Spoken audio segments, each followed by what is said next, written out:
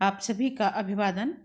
स्नातकोत्तर उत्तरार्ध प्रथम प्रश्न पत्र के अंतर्गत हम काव्य प्रकाश का अध्ययन कर रहे हैं।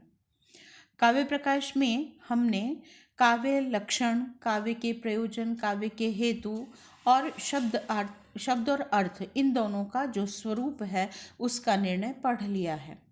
अर्थात हम शब्द और अर्थ के साथ जो शब्द और अर्थ के द्वारा अभिव्यक्त होने वाला रस है उसका भी हम अध्ययन कर चुके हैं। तो यदि हम दृष्टिपात करें आचार्य मम्मट के काव्य लक्षण पर, तो उन्होंने कहा तद अदोषौ शब्दार्थौ सगुणौ अनलंकृति पुनः क्वापि।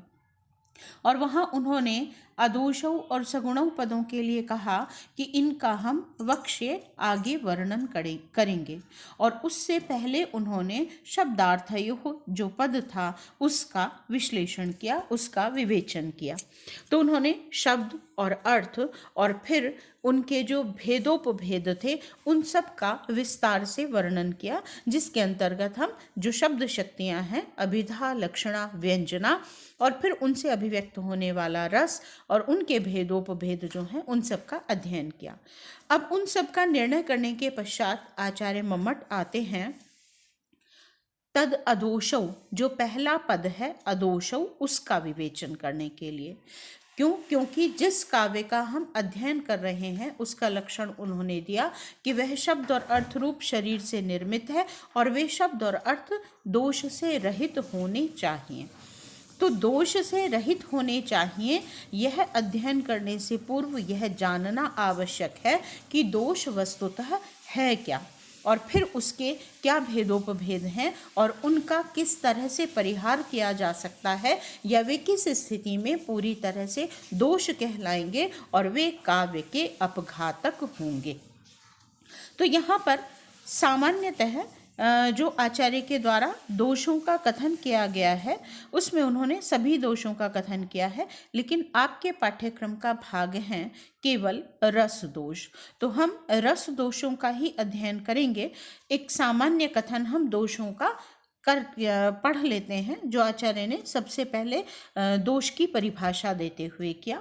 यह आपके पाठ्यक्रम का हिस्सा नहीं है, लेकिन रस दोष को जानने से पूर्व दोष सामान्य क्या है उसको भी जानना आवश्यक है। कहते हैं काव्य स्वरूपम निरूप्य दोषाणाम सामान्य लक्षणम आह। काव्य स्वरूपम निरूप्य, काव्य के स्वरूप का निरूपण करने के अनंतर शब्द और अर्थ जो काव्य के शरीर हैं उस स्वरूप का निर्णय करने के अनंतर दोषाणाम सामान्य लक्षणम आह, जो दोष हैं उनके सामान्य लक्षण को कहते हैं। मुख्यार्थ हतिर दोषो रसश्च मुख्यस्तदाशयाद वाच्यः उभयोपयोगिनः स्युः शब्दाद्यास्तेन तेषु अपि सः। क्या कहा? मुख्यार्थ हति दोषः, जो काव्य का मुख्य अर्थ है उस अर्थ का हत करने वाला, अपकर्षण करने वाला दोष कहलाता है। रसः च मुख्य, और जो रस है वह मुख्य अर्थ है। तद आश्रयाद वाच्य, उस रस के आश्रय से वाच्यार्थ भी मुख्यार्थ है और उभयोपयोगिनः, उन दोनों के अर्थात रस और अर्थ उन दोनों के उपकारक शब्द आद्या, जो शब्द आदि स्यु होते हैं, तेन सह तेषु अपि, उनमें भी वह दोष होता है। बात को जो कहा उसका मूल मंतव्य क्या कहा आचार्य ने? मुख्यार्थ हति दोषः, जो मुख्य अर्थ है उसका जो अपकर्षक है वह दोष कहलाएगा। और साथ ही स्पष्ट कर दिया रसः च मुख्य, जो रस है वह मुख्यार्थ है। अब यहाँ पर यह बात समझने की है कि ध्वनिवादी आचार्य मम्मट को ध्वनि प्रस्थापन परमाचार्य कहते हैं, लेकिन आचार्य की दृष्टि यदि हम सूक्ष्म दृष्टि से देखें तो हमें स्पष्ट हो जाता है कि वे रसवादी आचार्य थे। वे रस को काव्य के प्राणभूत तत्व के रूप में अभिव्यक्त करते हैं, इसीलिए उन्होंने कहा मुख्यार्थ रस है, अर्थात काव्य का जो प्राण तत्व है वह रस है। और इस तरह से एक तरह से हम कहें तो उन्होंने रस संप्रदाय को पूरी तरह से स्थापित कर दिया और रस के जो उपकारी अंग हैं उसके रूप में वे ध्वनि को या व्यंजना को देखते हैं। यदि हम इस जो भी वाद है, ध्वनिवादी थे या रसवादी थे, यदि हम इस वाद विवाद में ना भी पढ़ें तो इतना अवश्य मानना चाहिए कि आचार्य मम्मट, जैसा हमने पहले भी कहा, समन्वयवादी आचार्य थे। उन्होंने ध्वनि और रस को दोनों का समन्वित रूप से एक ऐसा प्रभाव काव्य शास्त्र के लिए प्रदान किया जो वास्तव में काव्य को पढ़ने की एक अंतर्दृष्टि है, उसका आह्लाद अनुभव करने की एक अंतर्दृष्टि है, जहाँ ध्वनि से उद्भूत जो रस है वह सहृदयों के लिए आह्लादक होता है। तो इसलिए आचार्य ने कहा मुख्यार्थ का अपकर्षक दोष कहलाता है, और रस क्योंकि मुख्य है, और वह जो रस है वह वाच्यार्थ से और जो रस और अर्थ है उसका जो उपकारक है शब्द आदि, उनमें भी वह दोष होता है। अर्थात जो रस का अपकर्षक है वह तो दोष होगा ही, साथ ही रस की अभिव्यक्ति अर्थ से होती है, शब्द से होती है। तो जो शब्द और अर्थ हैं वे भी यदि दुष्ट हैं तो वे रस के अपकर्षक हो जाते हैं। तो शब्दगत दोष और अर्थगत जो दोष हैं वे भी रस के अपकर्षक बन सकते हैं, इसलिए वे भी दोष कहलाएंगे। यहाँ हम बिंदुवारी से स्पष्ट करें तो मुख्यार्थ के अपकर्षक दोष कहलाते हैं। मुख्यार्थ है रस, और आचार्य द्वारा कथित दोष जो उन्होंने फिर दोषों का वर्णन किया, उसमें उन्होंने जो दोष कहे वे हैं पदगत दोष, वाक्यगत दोष, पदांशगत दोष, वाक्यमात्रगत दोष, अर्थगत दोष और रसगत दोष, रस दोष। इन इतने रूपों में उन्होंने विभक्त करते हुए दोषों का विस्तार से वर्णन किया।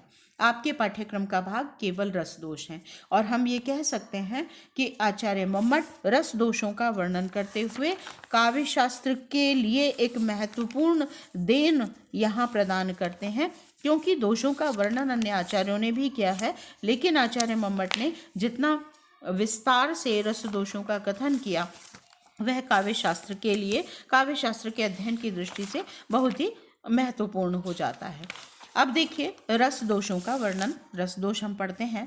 आचार्य ने कहा व्यभिचारी रस स्थायी भावानाम शब्दवाच्यता कष्ट कल्पनया व्यक्तिर अनुभाव विभावयोः प्रतिकूल विभावादिग्रहो दीप्ति पुनः पुनः अकांडे प्रथनच्छेदौ अंगस्य अपि अतिविस्तृतिः अंगिनो अनुसंधानं प्रकृतीनां विपर्ययः अनंगस्य अभिधानं च रसे दोषाः स्युरीदृशः। कुल 13 दोषों का आचार्य ने वर्णन किया। क्या कहा? पहला दोष व्यभिचारी रस स्थायी भावानाम शब्दवाच्यता। तो शब्दवाच्यता जो पद है यह सबके साथ जुड़ेगा। व्यभिचारी भावों की शब्दवाच्यता, स्वशब्दवाच्यता पहला दोष। फिर दूसरा पद है रस, तो रस की स्वशब्दवाच्यता दूसरा दोष है।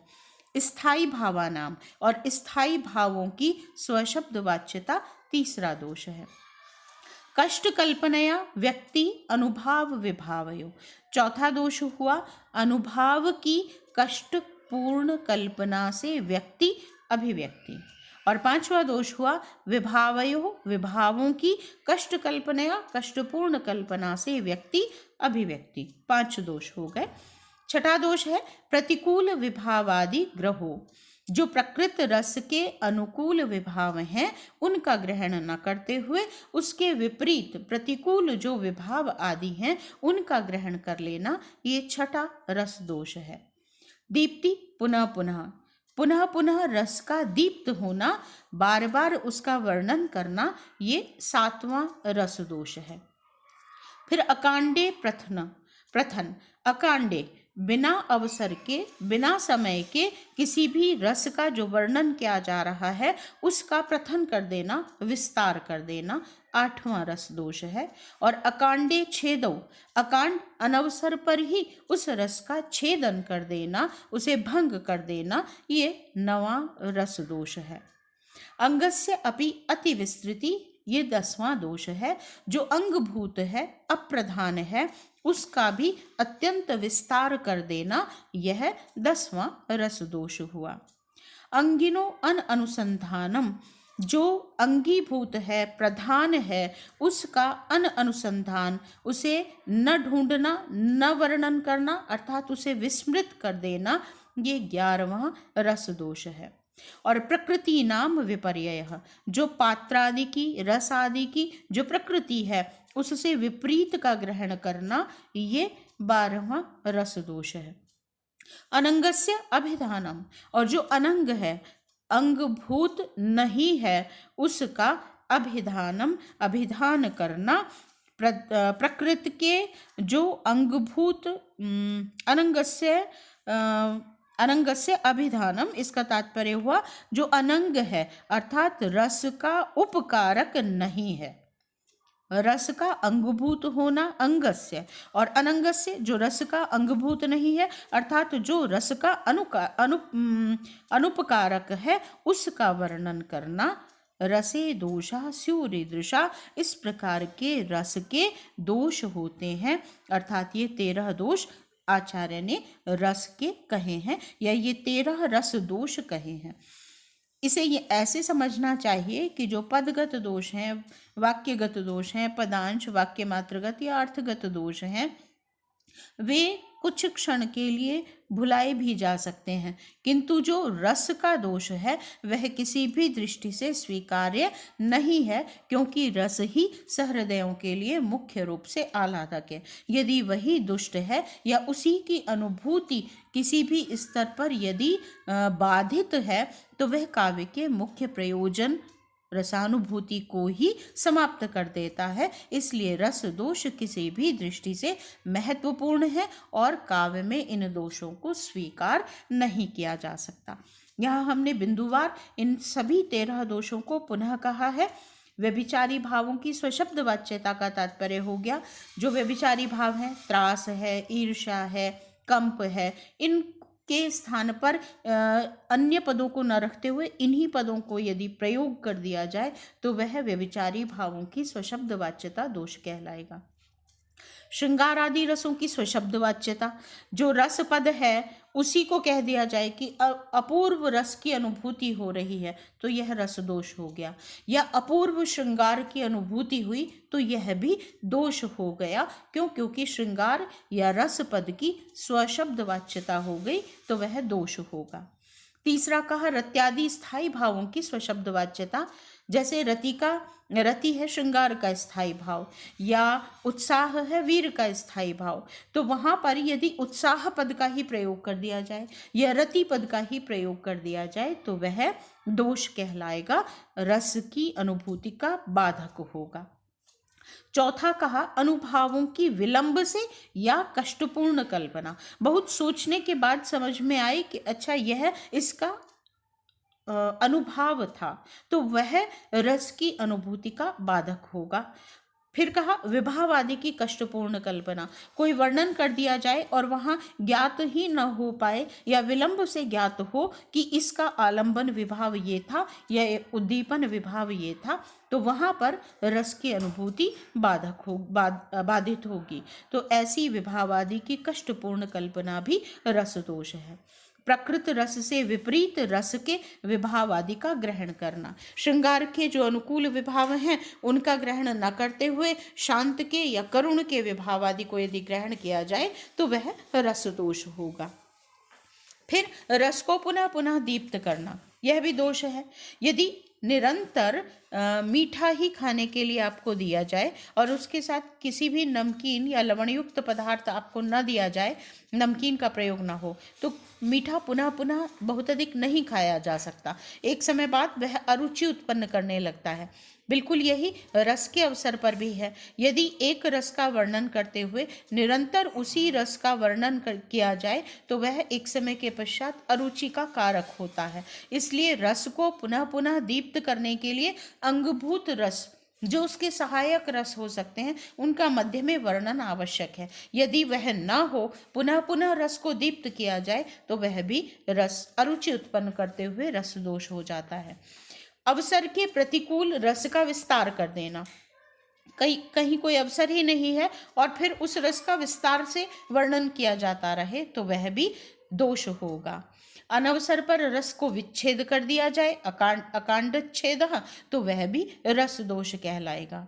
जो अंगभूत रस है उसका विस्तार से वर्णन करना, क्योंकि वह अप्रधान है, यदि उसे ही प्रधान बना दिया जाए तो मूल रस की अनुभूति बाधित होगी, इसलिए वह भी रस दोष होगा।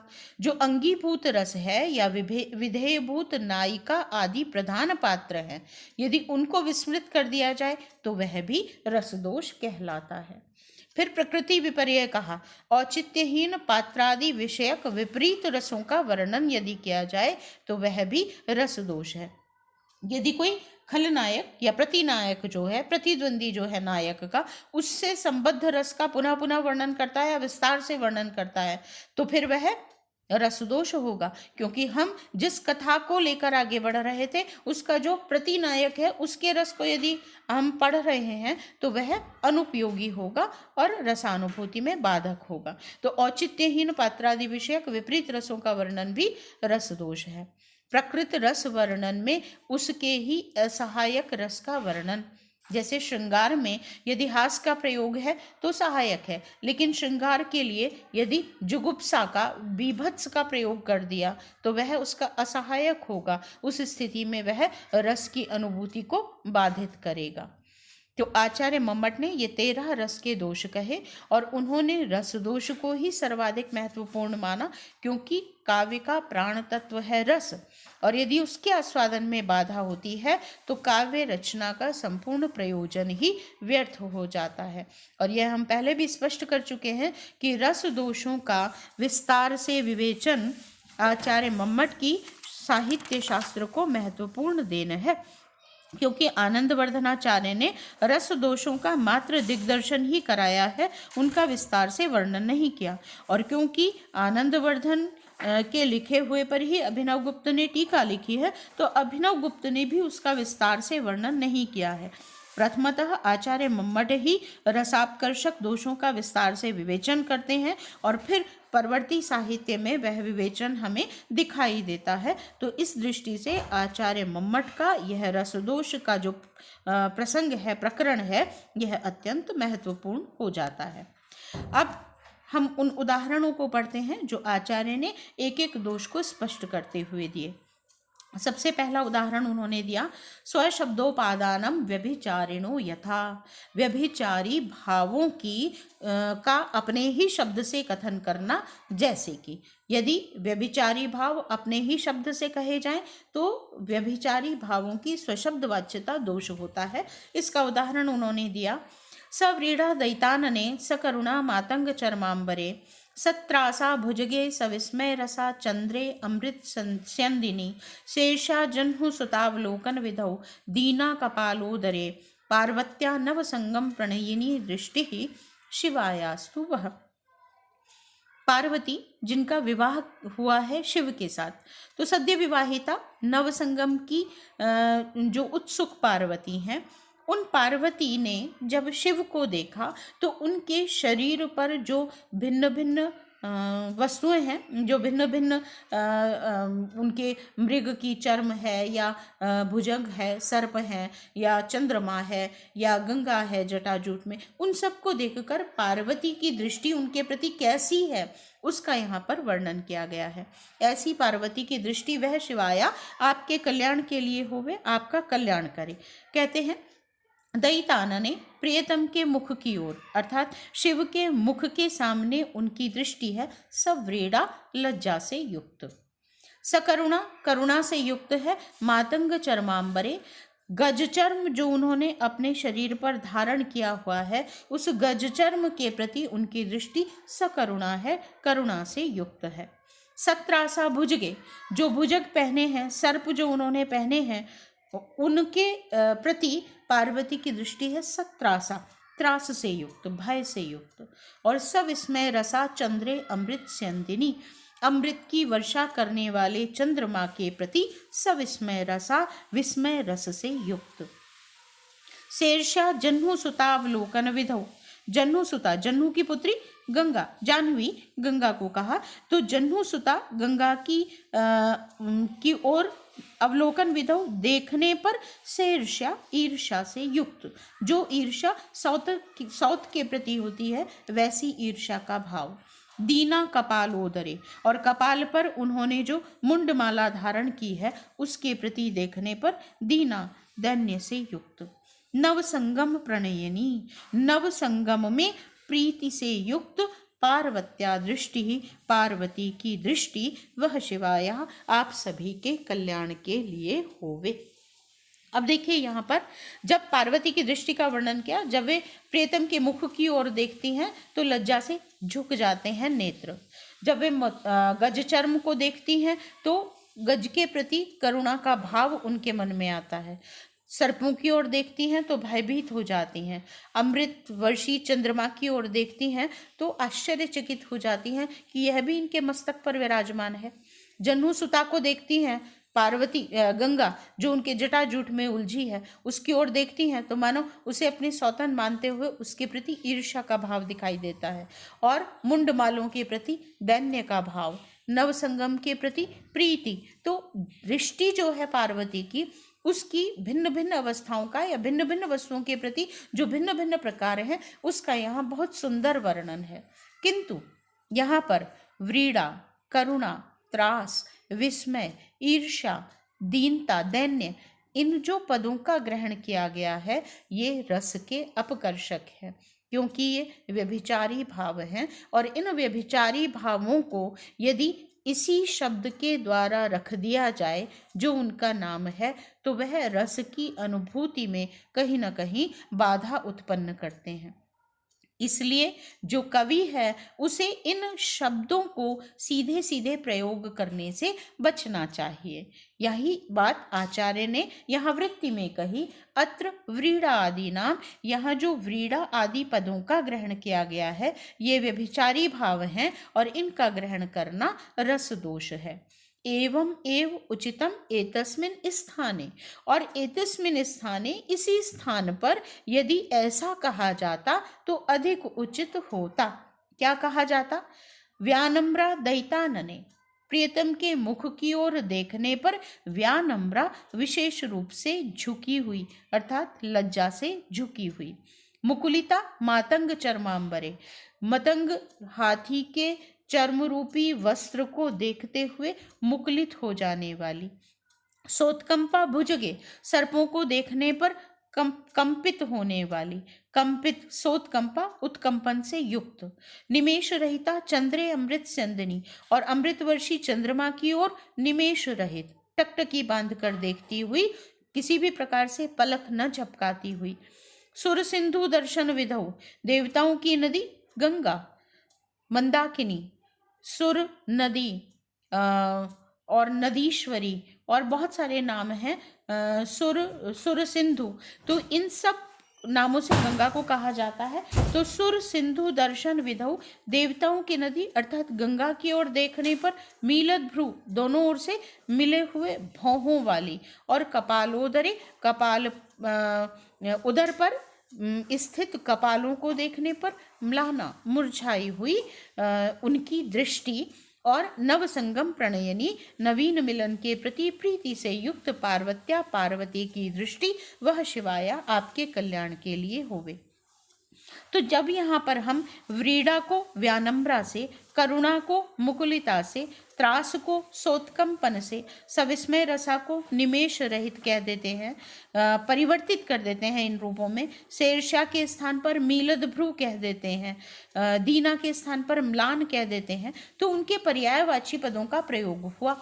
और उस स्थिति में जो मूल भाव है वह ध्वनित होता है, वह व्यंजित होता है, व्यंजना का विषय बनता है, तो वह वस्तुतः रसास्वादन का कारक होता है, सहृदयों के लिए आह्लादक होता है। जब कहा सोत्कंपा भुजगे, भुजगों को देखने पर उनकी दृष्टि पूरी तरह से उत्कंपित हो जाती है, तो वहाँ पर जो भय है, त्रास जो है वह व्यंजित हो रहा है, ध्वनित हो रहा है, इसलिए वह अधिक सहृदय आह्लादक है।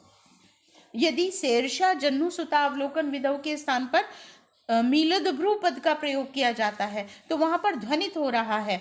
जब ईर्ष्या से या ईर्ष्या के भाव से जब व्यक्ति किसी की ओर देखता है जिसमें कुछ क्रोध का अंश भी सम्मिलित होता है तो उसकी जो दोनों भौहें हैं वे अत्यंत निकट आ जाती हैं। तो यहाँ पर मीलद भ्रू कहने से ईर्ष्या का भाव ध्वनित होता, और जब भी ध्वनि होती है तो वह अधिक सहृदय आह्लादक होती है। इसलिए उस सीधे सीधे व्यभिचारी पद को नामशः रखने के स्थान पर कवि को उसके जो पर्यायवाची या ऐसे पद हैं जिनसे वह भाव अभिव्यक्त हो सकता है तो ऐसे पदों का प्रयोग करना चाहिए, तब वह अधिक सहृदय आह्लादक होता है। दूसरा इन्होंने कहा रसस्य स्वशब्देन श्रृंगारादि शब्देन व वाच्यत्वम। रस का अपने शब्द से अथवा श्रृंगारादि शब्देन, श्रृंगार आदि जो रस के नाम हैं उनके द्वारा वाच्यताम, वाचन होना रस दोष कहलाता है। इसका उदाहरण इन्होंने दिया, ताम अनंगजय मंगल श्रियम किंचिद उच्च भुज मूल लोकिताम नेत्रयो कृत्वतो अस्य गोचरे कोऽपि अजायत रसो निरंतरः। अनंग जय, कामदेव को जय करने वाली, जीतने वाली। मंगल श्रियम, मंगल श्रिय रूप, मंगल लक्ष्मी। किंचिद कुछ, उच्च भुज मूल ऊपर की ओर उठे हुए भुज मूल को, लोकिताम देखने वाली। ताम उस नायिका के नेत्रयोः गोचरे, नेत्रों के दृष्टिगोचर होने पर, नेत्रगोचर होने पर अथवा दृष्टिगोचर होने पर, अस्य इस नायक को कःपि रसः निरंतरः अजायत। कःपि रसः कोई अनिर्वचनीय रस, निरंतरः अजायत निरंतर उत्पन्न होने लगा। अब यहाँ पर जो नायिका है उसका वर्णन किया। नायक ने नायिका को देखा और नायिका जो है वह अपने भुज मूल को कुछ ऊपर उठाकर, कुछ संधि स्थल जो है वहाँ पर नक्षत्रों को देखने के लिए उसने अपना भुज मूल उठाया हुआ है। ऐसी नायिका को जब नायक देखता है तो उसके हृदय में कोई अनिर्वचनीय रस उत्पन्न होता है। तो अब यहाँ पर जो कोऽपि अजायत रसो निरंतर, यह जो रस पद का प्रयोग किया गया है यह ध्वनि खटकती है, सहृदयों के लिए आह्लादक नहीं है, क्योंकि यहाँ पर रस शब्द अपने ही शब्द से कहा गया है, इसलिए यह रस का स्वशब्द वाच्यत्व दोष कहलाता है। इसे हम स्पष्ट करें तो ये समझिए, श्रृंगार आदि रसों का नामशः कथन करना अथवा रस पद का प्रयोग करना दोष है। रस वस्तुतः विभाव अनुभाव आदि के माध्यम से अभिव्यक्त होकर आस्वाद्य होता है, सामाजिक निष्ठ होता है और अवाच्य होता है। यदि उसका अपने ही शब्द से कथन कर दिया जाए तो वह दोष होता है, क्योंकि रस की अभिव्यक्ति विभाव अनुभाव व्यभिचारी के संयोग से होती है। तो ऐसी स्थिति उत्पन्न होनी चाहिए जिससे रस की अनुभूति हो। यदि ये कह दिया कि इससे श्रृंगार की अनुभूति हो रही है तो वह सहृदय आह्लादक नहीं रहेगा। इसलिए विभाव अनुभाव आदि का संयोजन करना चाहिए ताकि वह सामाजिक निष्ठ होकर आस्वाद्यमान हो सके, और वह अवाच्य होना चाहिए, अभिधा से कथित नहीं होना चाहिए, ध्वनित होना चाहिए, तभी वह सहृदय आह्लादक होगा। और यदि वह अपने ही शब्द से कह दिया जाएगा तो वह रस दोष कहलाएगा। तो आज के लिए इतना ही। 2 दोष हमने पढ़े, आगे 11 दोष जो और हैं उनका भी आचार्य मम्मटकृत जो विश्लेषण है उसे हम पढ़ेंगे अगले व्याख्यान में। तब तक के लिए धन्यवाद।